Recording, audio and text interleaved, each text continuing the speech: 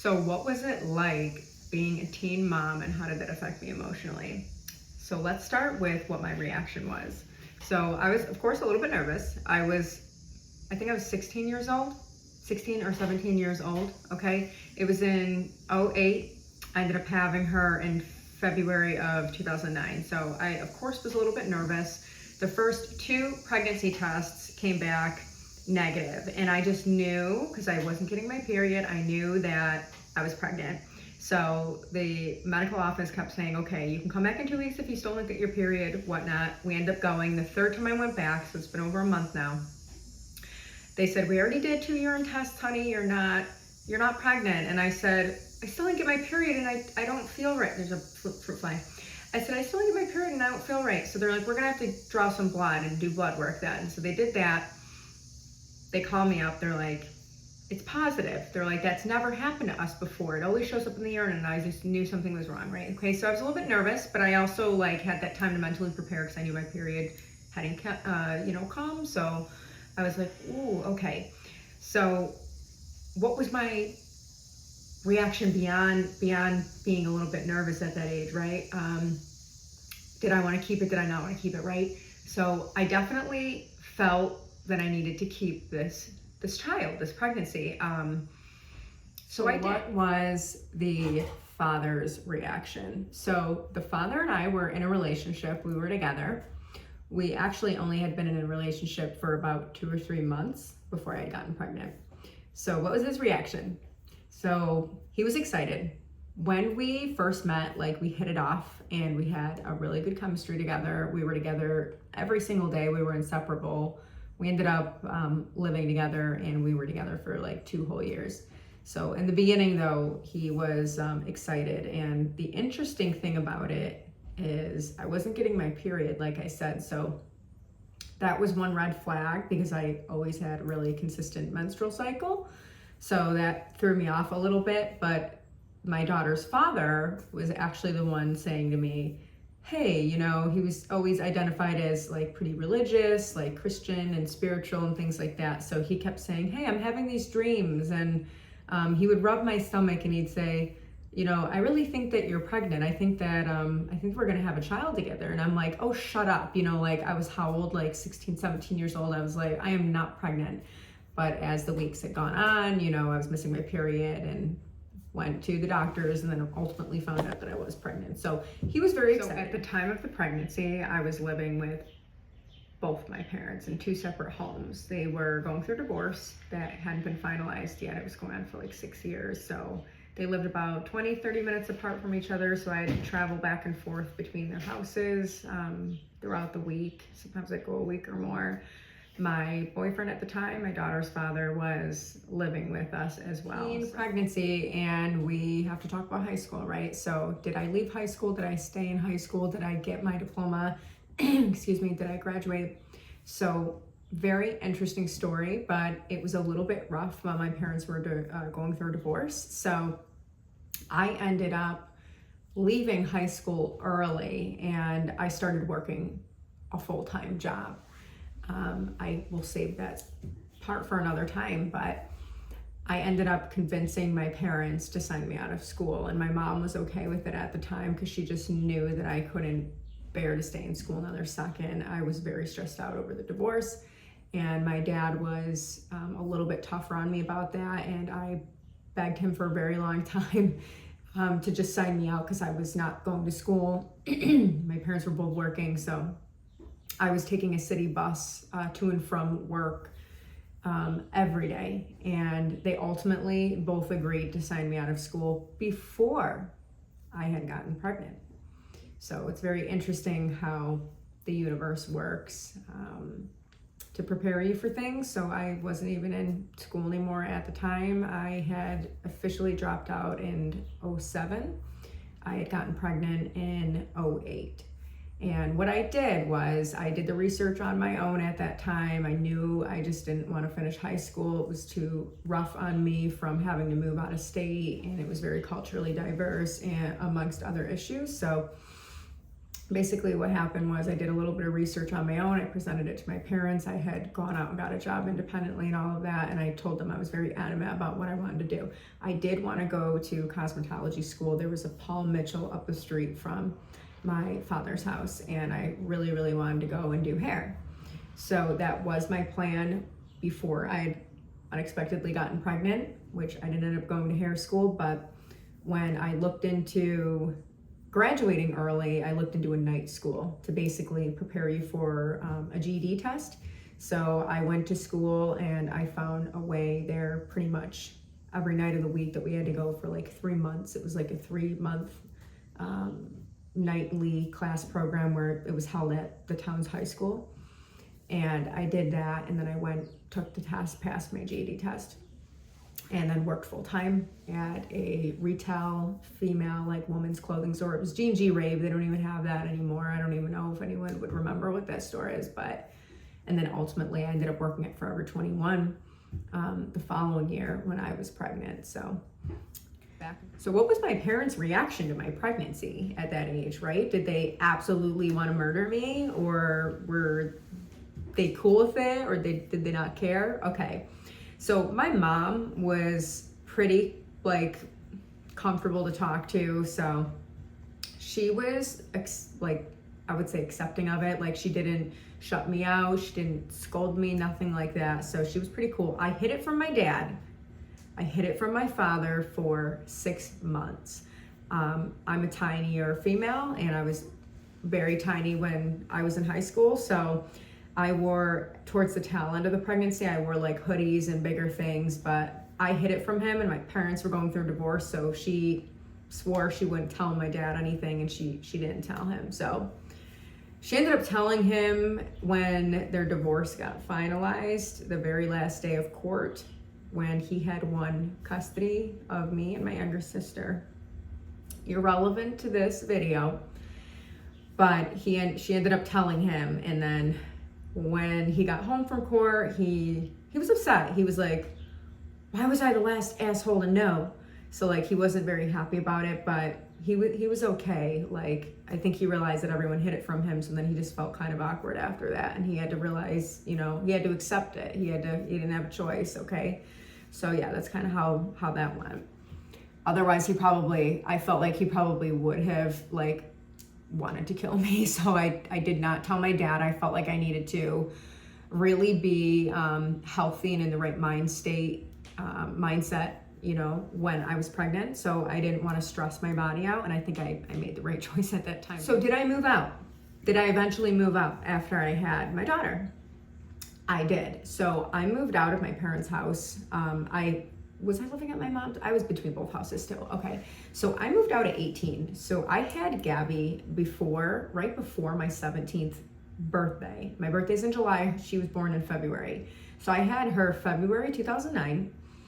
I turned 18 that July. And then by that September, I had not only moved out of my parents' house, what I mean by that, of course, is both houses, okay, in the state of Connecticut.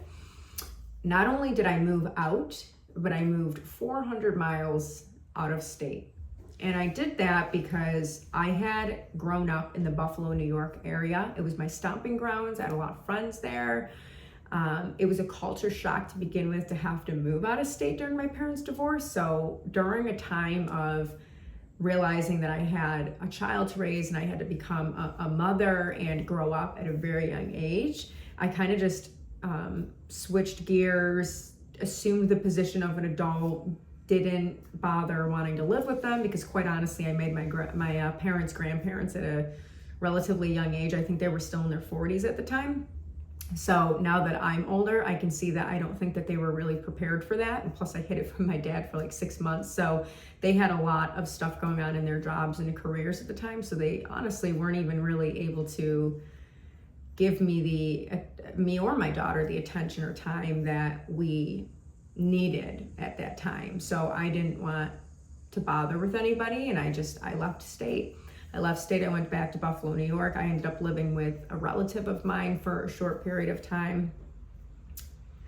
And I moved out. I moved out at 18. I started working full time, and I even started going to college the year after that. It was 2010, fall of 2010, that I started college. So I was working full time in college and so how did I afford my lifestyle? If I moved out at 18 and I had a kid on my arms, like how in the world did I afford to do that? What would even like possess me to want to leave my house at such a young age when I was practically a child myself still? Okay. So like I said, I moved back to Buffalo, New York, lived with a relative for a little bit. Right after that period was done, which was about 2 months, I think it was, that I lived with the relative, like in transition from leaving my parents. I stayed with this relative. I was invited to live with one of my best friends, and the grandmother owned a duplex. So the grandmother stayed on one side, her niece and nephew stayed on the other. So there was an extra bedroom that was spare, and the grandmother knew me pretty well, was very supportive. And I want to add this point, I think she was very supportive because she had 4 children of her own, and one of which had her first kid at 15 and the other one at 17. I don't think her other daughters did, but that one did, and that was my best friend's mom. So I think that her grandmother was just very, very understanding of like what it was like for a teen, you know, to have a kid. So she let me live in the spare bedroom with my daughter. I did that for several months, and I was working, and I wasn't in college yet. And then I found this nanny job. Something told me to just look into like childcare, babysitting, nannying, something like that, so that way I could bring my daughter with me. So I found a wonderful, I would love to make a video, which I probably will, another time about this whole experience, but I found a wonderful, wonderful family. They came from Nigeria.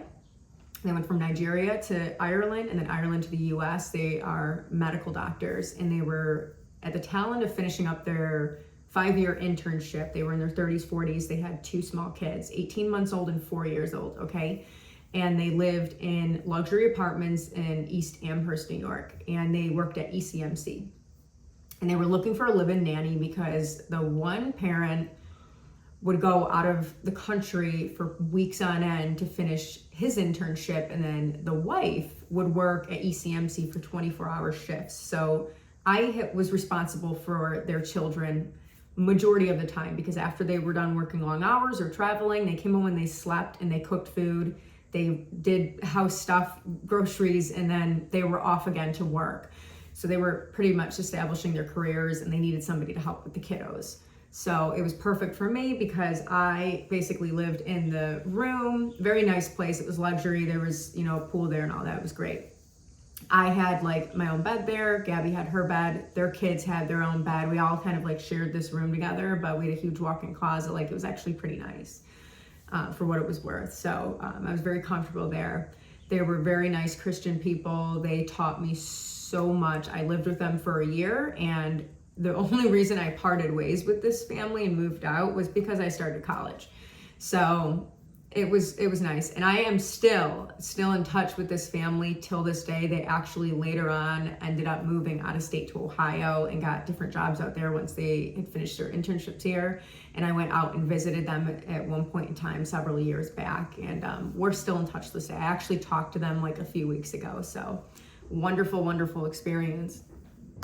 So how did I afford my lifestyle? I was a live-in nanny for pretty much the first year. So when Gabby had turned 1, I moved in with the nanny family, and I lived with them for just under a year, and then I started college.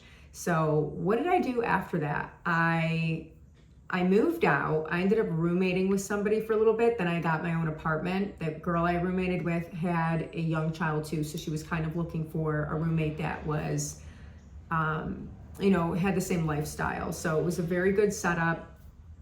She was a single mom, I was a single mom. We both worked and took care of our kiddos.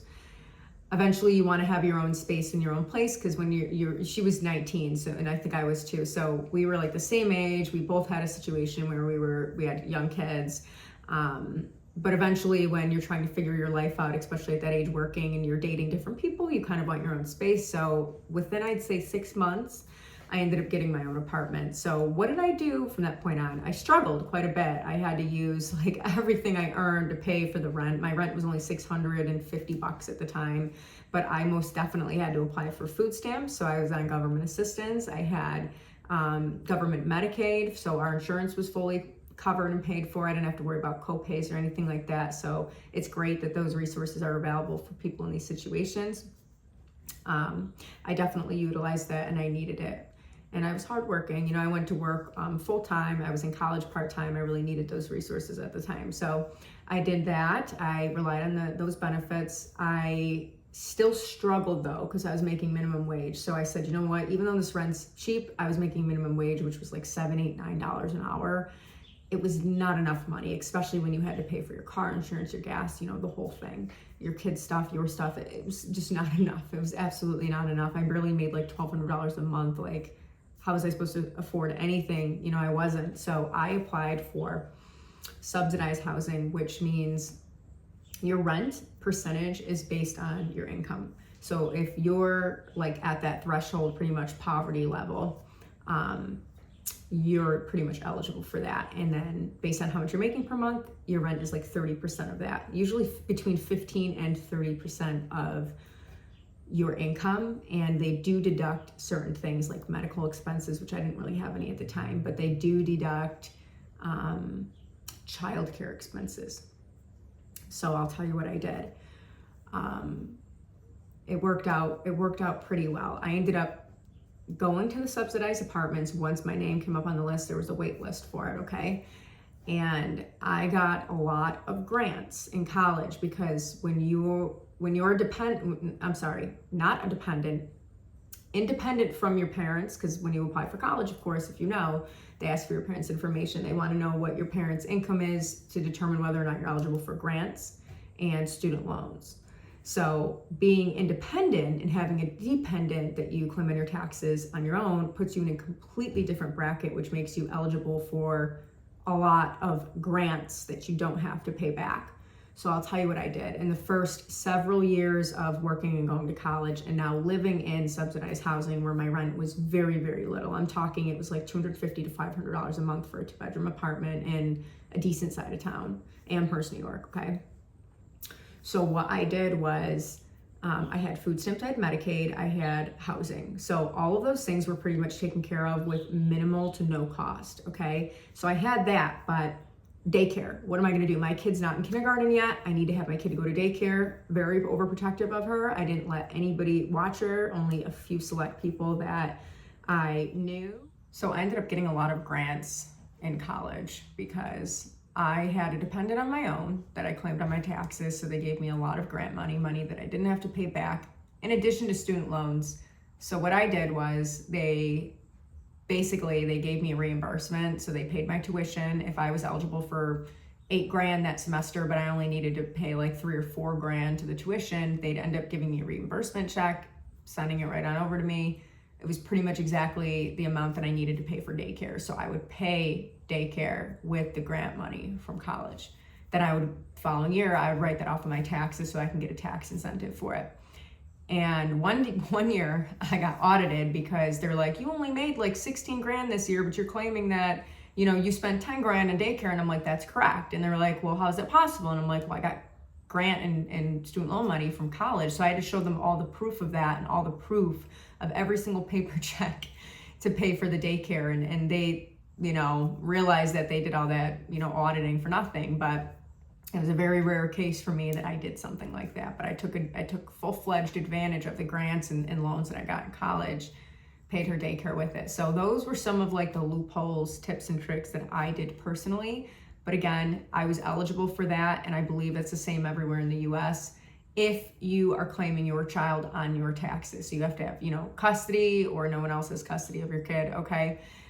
You have to be living on your own, and you have to be, you know, enrolled in college and taking enough classes, matriculated. You have to be in a program, even if it's liberal arts or general studies, you have to be enrolled in a program in order to get the grants and the loans, and then have them pay your tuition and give you that reimbursement amount every semester. So every fall, every spring. I did not get it in summer, but I would get it in fall and in spring. Okay, so those are some things that I did. It's very tempting, especially at that age, to want to go blow all that money, but I did not socialize at that age. I strictly worked. I strictly went to college. Sometimes I'd even take Gabby, my daughter, to college campus with me, came home, took care of her, and when I got that reimbursement money, of course I spent some money on myself a little bit and on my little girl, but that most of that money went right to that daycare and they got paid. All right, and then I was able to write that off on my taxes, at the end of each year. So I did that for like several years straight. And it also gave me extra money, for other bills if I needed it. But those were a couple of tricks of things I did to afford my lifestyle. Now I kind of touched a little bit on what I was doing. I was working, I was in college. I used some of the grant money to pay bills and things like that. But at that time, at that age, 18, 19, 20, did I have a future plan? Of course I did. That's why I was in college, okay? It didn't take me very long in the first year after having her to realize that working minimum wage is not gonna get you anywhere. There was absolutely, at that age, it's very, very difficult for you to get your shit together, okay? Most people don't even know what they want to do when they grow up. I already had to take on the responsibility of being an adult at that age. But one thing I did know for certain, and maybe this is because I already had been working for like several years beforehand, but I already knew that minimum wage was not enough for me, let alone me and a child, okay? So I knew I had to go straight to college and get a degree, and that was ultimately the only way I was gonna make more money for us in the future. So I did end up later getting my degree, and while I was in college, I was working in the field. I was studying psychology. I worked in the human service field as a caseworker for years, and I was making a decent income with my degree. So yes, I did have a future plan at that time. I did kind of, kick into high gear, kick into survival mode, and knew right away that I had to go and make money for me and Gabby. Did it get easier? Yeah. I mean, the diaper stage is tough, but did it get easier altogether with all the things to consider, and how did I handle that emotionally? It was very emotional having a kid at a young age, but I can tell you this right now, from an outsider looking in, you think pity, you think emotional, you think all these sensitive feelings about it, but I'll be honest with you, before you even have the child, you're way beyond that, and your mindset is completely somewhere else. You are not thinking about whining and complaining. Your ass is a mother, and you are doing mom things, even if it might not look like it for people at that age, and it might be very questionable if they're going out, which I'm sure people might not be taking it seriously at that age. But regardless, you just give birth to a child, you're feeding that child, you're changing that child. You're not pitying yourself. You are in full-blown adult mode, taking care of another human being, and you're not thinking about anything sensitive and emotional. You are in survival mode. Even if you do have your shit together, you're still in survival mode because you aren't getting any sleep, okay? So yeah, did it get easier? Yeah. I mean, it got easier as she got a little bit older, my daughter. When she was kind of past the diaper stage, I potty trained her pretty quickly. But what made my life a little bit easier too was I was dating a little bit, when she was maybe 2 or 3. I didn't date much before that. I was super just laser focused on being responsible and taking care of her and I independently. Of course with the government assistance, but other than that, it was her and I all the time.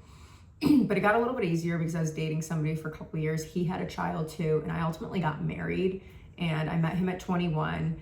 And then I got married at 23 when Gabby had turned 5. So, and I ended up having another child after that. But life did get easier because I found somebody that also had a child, and we became a blended family. So life got a lot easier for me, going from one income and on government assistance to 2 incomes and a house in the suburbs. So yeah, it eventually did get easier. So how did people perceive you being a teen mom? How did people perceive me when I was a teen mom? Based on my experience. Okay, so there were, at the high school I went to, there were a few people that were getting pregnant at that time. I think it was talk of the town, as it was for anybody. So, but as a mom being pregnant, you're not thinking about that. When I was pregnant, I was reading a lot of books. I'm a little bit nerdy. So I do research on things, and I was spending a lot of time reading, going to my doctor's appointments. I mostly brought myself to all my doctor's appointments at that age. My parents were very, very busy. Like I said, my dad didn't even know until later. So I was taking a city bus or asking friends for rides to my appointments. I was pretty independent from a young age. I'd say about 12. My first job was a paper route. So I was already, before I had my daughter, I was already like super, I'd say, I wouldn't say super, considerably independent from about 12 years old onward. So it was something that I knew mentally, like I was able to handle. But I almost lost my train of thought. How do people perceive me? Okay, so I couldn't tell you how people perceive me, but over time, when you start bringing your daughter to, like, you know, your child to doctor's appointments, you're out in public, you're out and about, you know, you get the looks, you get the stares, you get the, oh, one of those situations and stuff like that. So it's just kind of things that you just ignore. You just know who you are as a person. You know that you're like a grown adult taking care of a child at the time. You do not even really perceive yourself as a young person. That's not how I did. You just know that other people are probably perceiving you that way, but you completely, like for me, I completely ignored that. I had things to take care of. I wasn't really paying any attention to anybody who had anything to say. I chose to have the child, so it was my choice, you know. Now, here's a really good point that I wanted to bring up. Did people perceive me different when I was a single mom opposed to when I was a single mom that became married? Absolutely. I can say it went from almost 0 to 100. I got married at 23 to a guy that already had a kid. So his kid was 7, going on 8. My daughter was 4, going on to 5. Okay, so we became a blended family. I went from an apartment on assistance to a house in the suburbs. We both had full-time jobs. It doubled, if not, I wouldn't say tripled, because we actually made like about the same amount of money. But obviously, you know, dual income, you know, together, that made our lives a lot easier, and we just had more resources together. So we were also involved in the church. I was in church for quite a few years, and I introduced my husband at the time to the church that I had been going to, and we started volunteering there. We were Sunday school teachers, all of that stuff. And we were there very consistently. So we had a good community of people there that were supporting us, and they were also married couples, families, things like that. So that really boosted the status there for sure. So when you go from a single mom and then you're in a relationship and married, it will change your reputation. It will change your status. It most definitely made a difference. I had people, all kinds of people wanted to hang out and be my friend all of a sudden. Like when I was a single mom, being, you know, young and not married, people kind of didn't want to hang out with me that much. And I had my girlfriends that still wanted to hang out with me, but they'd call me drunk in the middle of the night. Like, can you pick me up from downtown? I'm drunk. I need a DD. And I'm like, I'm in bed with my kid right now. I got to get up for work in the morning. You know, like my lifestyle was like that of somebody who was much older at that age when my friends were still out partying and they didn't have kids yet. So yeah, so that's how it was. It did change the status. It did change my status quite a bit. So how did that make me feel when I got married and it changed my reputation and people looked at me differently? Like, how did that make me feel? Okay. So from going from a really weird lifestyle of being a normal teenager to, whoa, all of a sudden I'm a single mom. Then I make another drastic change of moving out of state. And now I'm not only like working full time, but now I'm going to college and all that. So I had a lot, and I was like on go mode. So I was so overwhelmed, so exhausted. Everything just went at such a fast pace day in and day out for so many, like 3 years, that I didn't have a second to like decompress and breathe. So I guess I was used to just not socializing for a while, not being around my family for a while. And also having like those weird, awkward moments of like some stares, some judgments and stuff for those years, that I forgot what it was like to not feel that. So once I got married and I started getting all this attention from people, and people were so nice, so supportive, like people come to our house, like, you know, bring us food, do this, we go out to dinners, all socialize. We did so many things. And it felt really good. Like it made me feel really good. Like I felt like stable, comfortable. I really liked it. I did. Now, am I married now or am I single? I am technically single. I did end up going through a divorce with that man. He's my ex-husband. Now we do have a child together. So yes, now I have 2 kids with 2 different dads. I had the best of intentions at that time. I'll tell you very, very like in short, what happened there with that. Now I am in a relationship with someone. I've been with somebody for just under 2 years, and we are domesticated. We live together. He doesn't have kids, but I have my 2 kids, right? I think now, just kind of like looking back into the past and like the decisions I made and things like that, I'll tell you, with my ex-husband, I was looking for a partner at the time. I wasn't really looking, but I found him because he worked at my job, and like my girlfriend at the time was like cutting his hair, so he was one of her clients. So I wasn't even looking to date anyone at the time, but it kind of just happened. And now I have my awesome son, right? So it was all worth it. But why did I choose to be in a relationship and date this person? I dated him for 2 years. I lived in my apartment. He had a house that he owned. And I mostly had him come to my house. I was like so used to being at my place. I didn't even want to go to his house or anything. Like he'd bring all of his clothes to my house the whole like first 2 years him and I were dating. And I honest to God believe that the reason I decided to marry him is not only because I got pregnant, but I was in survival mode. You know, the way I think now and the way I was thinking then are so different. Like, I was definitely in survival mode, and I chose to be with somebody because of the stability factors. Everything looked good on paper with him, right? He had a house that he owned.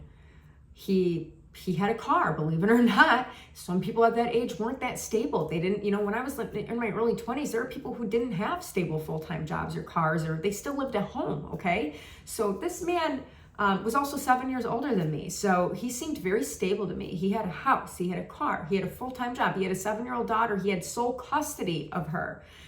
He came from a good family, seemingly, right?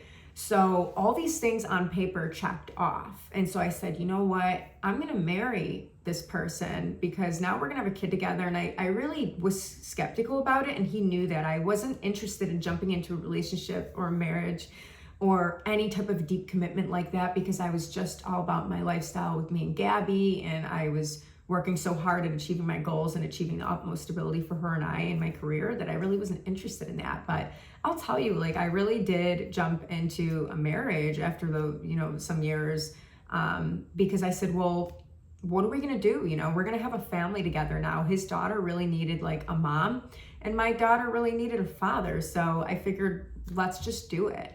And so I did it out of survival. I'd say for sure, I did it for the stability reasons. So to wrap this video up, being a teen mom and the emotional impact that had on me, was it emotional? I'll be honest with you, there were a lot of emotional moments and ups and downs during that time frame, but was it something emotional for me, like where I was crying or upset? First off, I'm not really a crier. I'm a very like passionate kind of outgoing person, but I'm not really a crier. I'm more like a fighter. So I didn't cry. I never cried at all. I kind of just, took the reins and just got going with it. And I assumed my position like pretty quickly. So no, I wasn't emotional when I first got pregnant. I wasn't emotional when I took on those responsibilities. I always kind of took the bull by the horns.